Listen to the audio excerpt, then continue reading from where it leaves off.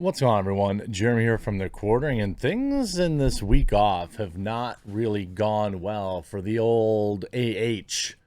Now it looks like her parents have turned on her, on top of, remember that little hit piece that I said was coming out from Kat Turnberg?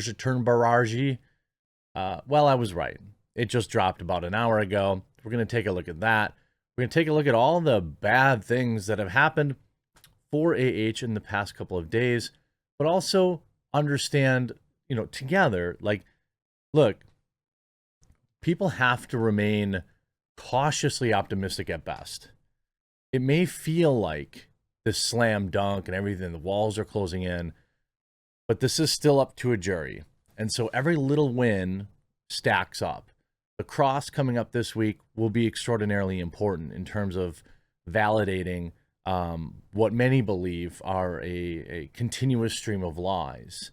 And I think it's important to just manage expectations and stay cautiously optimistic. And huge shout out to Christopher C. Melcher at CA_divorce, who has been doing a really good job with these threads. And he's definitely worth a follow if you're interested in what's going on between these two. And also, super quick, you guys all have been asking for non-coffee products. We have at Coffee Brand Coffee, my coffee company, we have a couple of options now. We have, just today, we have launched cocoa. 3 delicious flavors, the velvety hot chocolate, caramel hot cocoa, as well as marshmallow hot cocoa. Next week, we're going to have a decaf, a cold brew, a double caffeinated, and then the following week, or maybe sooner, we're going to have teas. So if you've been looking for a time to support, don't forget, we have 5 delicious roasts of coffee and now 3 awesome cocoa flavors. If you use the link in the description below, you can save 5% off on single orders and 10% off on your subscribe and save automatically. You don't even need the promo code for that. So follow the link over to coffeebrandcoffee.com.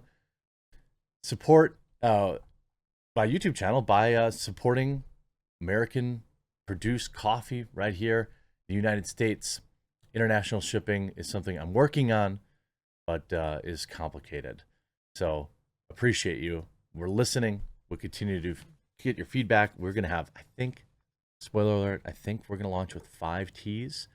We've got, I picked out an oolong, a black tea, an Earl Grey. I picked out a couple others too. So we're going to have a nice selection to launch with. Now, Christopher C. Melcher writes, why did Amber call the media in 2016 instead of the PD if she actually was in fear of Johnny? How did her bruise disappear overnight? Let's break it down. Upon filing for everything, her attorney made the final demands on Johnny and made the claims of his bad behavior. The 24th of May 2016 letter says that she wanted to handle things quietly, so she had not yet asked for any kind of restraining order. 2 days later at 9:45, her attorney noticed an emergency hearing for the next day at 10 a.m. This is the only information shared with Johnny's team about the hearing that would occur in just 23 hours. He was out of the country at the time, by the way.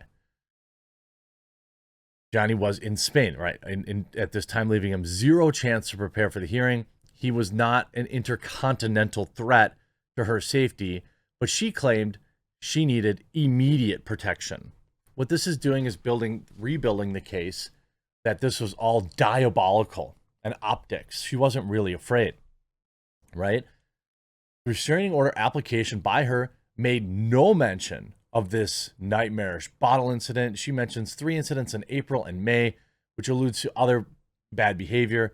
Again, I've seen this happen to, a male family member of mine.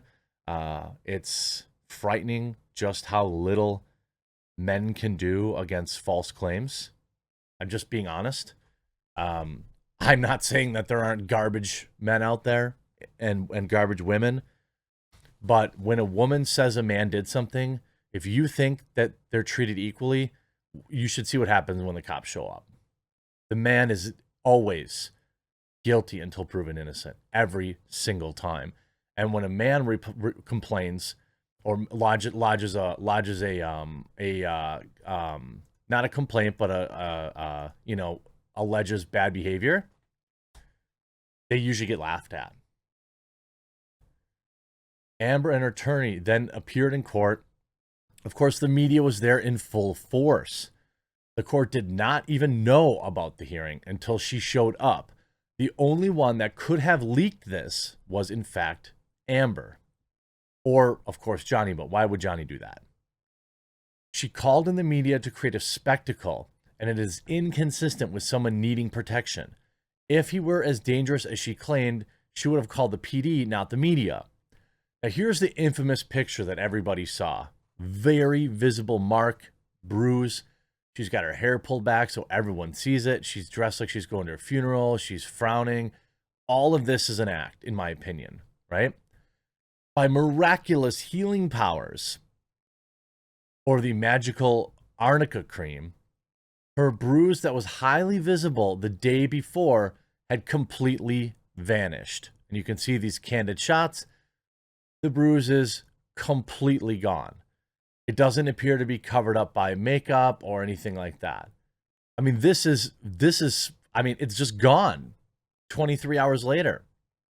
Then her father texted Johnny that she was scared she would have no place to live unless she got the restraining order. Johnny responded that he had told her that she could live in the penthouse as long as she liked. Here's her father. Cool picture, nice mustache, by the way. The lawyer told her she had to or she'd have no place to live in 30 days. He wrote, her lawyer asked for 2 weeks at the downtown place. I said, no, she could stay there as long as she liked. Why would I force her out in 2 weeks? I'm no scumbag. My wedding ring is still on me. I haven't taken it off because I love her. What a knife to the back, he said. Then her mother, it's like her parents are going behind her back, right? Her mother also texted Johnny on the 27th, claiming that it was in fact her lawyer that instructed her that she had to seek it. That's ridiculous. Lawyers give advice, clients make decisions. Here's the text. If she didn't want to file the order against me and send a message that would be I'm some sort of psychopath, then why would she go to the courthouse with a photo of her that looks like she's been on the receiving end of some punches? This is my life too, and my children and my children's friends are. What are they supposed to think? I don't deserve this, and they do not deserve this, especially not from her. Mom replies, her lawyer is the one that told her to do it, and she had to do it today. That's why she wanted to talk to you. We didn't talk to you, so please never bring it up. But I'll swear to you that this was not her idea, nor did she do it willingly or happily. She was told that it was her only option to not be kicked out. I'm not making excuses. It's like her mom saying that what she did was wrong, okay? But this is what she believed. She did not want to do it. She felt like she was betraying her only love, but her lawyers said to do so. Please don't pass this on if you ever talk to her again. I love you. So their parents go behind her back to try and mend the fences with Johnny. Please, please don't use what I've told you from my heart against me. And then please, because she didn't want it getting out, right? After the public backlash, she dropped her request for $50,000 a month in alimony to use his 3 penthouses and Range Rover. She misused the protections designed for people who actually need it for PR. He also points out, I think, quite well that why did she use the front door? Why was the press there? Usually when celebrities go to court, they go in like the back door, or there's an underground entrance to this very same courthouse. She could have used either one. She didn't. That was a decision.